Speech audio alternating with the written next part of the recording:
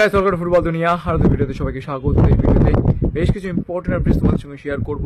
Last দুদিন video দিতে পারিনি, একটা মারাত্মক প্রবলেমের মধ্যে ছিলাম, সেই কারণে তোমাদের সাথে কথা হয়নি। অনেকেই তোমরা মেসেজ করেছো, এর মাঝখানে অনেক ঘটনা ঘটেও গিয়েছে, তো সেই আপডেটসগুলো তোমাদের সঙ্গে শেয়ার করা হয়নি, তার জন্য সরি। তবে আজকের এই ভিডিওতে কিন্তু অনেক ইন্টারেস্টিং আপডেটস রয়েছে, তো পুরো ভিডিওটা প্লিজ পুরোটা দেখো। যারা এখনো পর্যন্ত আমার চ্যানেলকে সাবস্ক্রাইব করোনি, কি ভাবছো এখনো? যদি আমার ভিডিও ভালো লাগে তাহলে এক্ষুনি সাবস্ক্রাইব বাটনটা প্রেস করে দাও, কারণ সবসময় যেটা বলি তোমরা সাবস্ক্রাইব করলেই কিন্তু আরও ভালো ভিডিও বানানোর মোটিভেশন পাওয়া যায়। তো চলো ফার্স্টে যে ব্যাপারটাতে আসবো সেটা হচ্ছে ইস্ট বেঙ্গলের ট্রায়াল দিতে আসা লাইবেরিয়ান স্ট্রাইকার ডারউইস স্নটন প্যারুট। তিনি কিন্তু প্রত্যেক দিনই নজর কাটছেন। সত্যি কথা বলতে গেলে তার এবিলিটি, তার স্পিড, তার গোল স্কোরিং টেকনিক সব কিছুই কিন্তু অসাধারণ। এবং ইস্ট বেঙ্গল কোচ কার্লোস কুয়াদ্রাতের ইনভিটেশনে তিনি কিন্তু এই মুহূর্তে ইস্ট বেঙ্গলের ট্রায়াল দিচ্ছেন এবং যথেষ্ট ভালো কিন্তু তার পারফরমেন্স ইস্ট বেঙ্গলের প্র্যাকটিসে। তো এখান থেকে এবার অবধারিতভাবেই একটা কোশ্চেন উঠে আসে, তবে কি ইস্ট বেঙ্গলের এক্সিস্টিং কোনো ফরেনারের বদলে পারুটকে কি সাইন করাতে পারে ইস্ট বেঙ্গল? তার কারণ তিনি কিন্তু ফ্রি ফুটবলার, তো ট্রান্সফার উইন্ডো বন্ধ হয়ে গেলেও কিন্তু তাকে সাইন করানো যেতেই পারে। তো দেখো, সত্যি কথা বলতে গেলে এইরকম কোশ্চেনে কিন্তু খুব একটা কোনো মানে নেই, তার কারণ ইতিমধ্যেই কিন্তু আজকে সকালে ইস্ট বেঙ্গলের তরফে ফবসের আসার খবরটা কিন্তু জানানো হয়েছে। আমি তোমাদেরকে কয়েকদিন আগেই বলে দিয়েছিলাম যে ব্রাউন ফবস কিন্তু খুব তাড়াতাড়ি চলে আসছেন, এবং যেটা এই মুহূর্তে আপডেট ফেলেছে, ব্রাউন ফবস কিন্তু খুব তাড়াতাড়ি অর্থাৎ 2 থেকে 3 দিনের মধ্যেই কিন্তু তিনি কলকাতায় চলে আসবেন। তিনি কিন্তু অলরেডি ভিসা পেয়ে গিয়েছেন। তো সেদিক থেকে দেখতে গেলে পারুটের কিন্তু এই মুহূর্তে সাইন করার কোনোরকম কোনো পসিবিলিটি নেই। এবার তোমরা অনেকেই আরও একটা কোশ্চেন করেছো, যেহেতু সাউল ক্রেসপো অনেকদিন মাঠের বাইরে থাকবেন, তো সেক্ষেত্রে কি পারুটকে তার জায়গায় রেজিস্ট্রেশন করানো যেতে পারে? তো দেখো, পারুট কিন্তু স্ট্রাইকার পজিশনের ফুটবলার। ইস্ট বেঙ্গল কিন্তু স্ট্রাইকিং পজিশনে এখন আর নতুন কোনো ফুটবলারকে সাইন করাবে না ফবস আর ক্লেটন সিলভার পরে। তো সামনের সিজনের জন্যই কিন্তু পারুটকে দেখে নেওয়া হচ্ছে, তার কারণ ক্লেটন সিলভার বয়স হচ্ছে এবং তার সঙ্গে এখনো পর্যন্ত কন্ট্রাক্ট এক্সটেনশন করা হয়নি। আমি জানি ক্লেটন সিলভা খুবই ভালো ফুটবল খেলছেন এই সিজনে, তবে ক্লেটন সিলভার ব্যাপারে কিন্তু লাস্ট ডিসিশনটা কিন্তু অবশ্যই নেবেন east Bengal coach Carlos Cuadrat. তো সেক্ষেত্রে সেই কারণেই কিন্তু একাধিক ফরেনারকে দেখে নেওয়া হবে।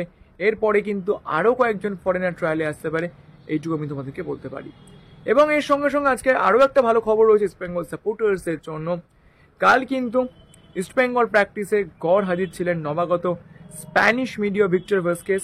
তার পেটের একটা প্রবলেম হয়েছিল, তো এই টাইপের স্টমাক অ্যাবনর্মালিটিস হতেই পারে, তার কারণ নতুন কোনো কান্ট্রিতে আসলে সেখানকার ক্লাইমেটিক কন্ডিশন এবং তার সঙ্গে সঙ্গে নতুন ফুড হ্যাবিটের সঙ্গে হ্যাবিচুয়েটেড হওয়ার জন্য অবভিয়াসলি কিছুটা টাইম লাগে। তো সেক্ষেত্রে এরকম স্টমাক অ্যাবনর্মালিটিস কিন্তু হতেই পারে, তো সেই জিনিসটাই কিন্তু হয়েছিল ভিক্টর ভাস্কেসের। এবং ইস্ট বেঙ্গল কোচ কার্লোস কুয়াদ্রাতের পরামর্শই কিন্তু তিনি কালকে প্র্যাকটিসে ছিলেন না, কিন্তু এই মুহূর্তে যেটা লেটেস্ট আপডেট, তিনি কিন্তু সুস্থ হয়ে গিয়েছেন। তার এখন আর খুব একটা কোনো স্টমাক অ্যাবনর্মালিটিস নেই। তিনি কিন্তু আস্তে আস্তে মানিয়ে নিচ্ছেন ইন্ডিয়ার ক্লাইমেট কন্ডিশনের সঙ্গে। তবে কলকাতায় যেহেতু এখন কিছুটা গরম রয়েছে, তো তিনি কিন্তু এইরকম ক্লাইমেটিক কন্ডিশনের সঙ্গে সেরকমভাবে হ্যাবিচুয়েটেড নন, তো সেই কারণেই কিন্তু তার একটু প্রবলেম হচ্ছে। তো সেই কারণেই এইরকম স্টমাক অ্যাবনর্মালিটিস হয়েছিল, এইরকমটা কিন্তু ধরে নেওয়া হচ্ছে। তবে তিনি কিন্তু আগের থেকে এখন অনেকটাই সুস্থ, অর্থাৎ তিনি নর্থ ইস্ট ইউনাইটেড এফসির এগেনস্টে স্কোয়াডে থাকবেন, এরকমটা ধরে নেওয়াই যায়। তো যাই হোক, এরপরে আমি যেটাতে আসবো সেটা হচ্ছে মোহনবাগান সুপার জায়ান্টের একটা খুব ইম্পর্টেন্ট ব্যাপারে। জনি কাউকো তিনি কিন্তু আস্তে আস্তে মোহনবাগান সুপার জায়ান্ট টিমের সঙ্গে ফিট হয়ে যাচ্ছেন।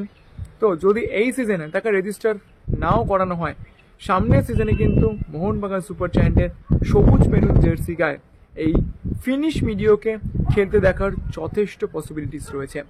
তার কারণ এই ফুটবলারটির মধ্যে যা খেলা রয়েছে এবং যেরকমভাবে তিনি মিডফিল্ডকে কন্ট্রোল করেন এবং বল জেনারেশন, ডিফেন্সকে এসে সাপোর্ট করা এবং পুরো মাঠটাকে, পুরো ম্যাচকে কন্ট্রোল করার তার যে একটা সহজাত এবিলিটি রয়েছে, সেটা কিন্তু Mohun Bagan super giant coach Antonio Lopez Habas তিনি কিন্তু সেইটাকে ইউজ করতে চান।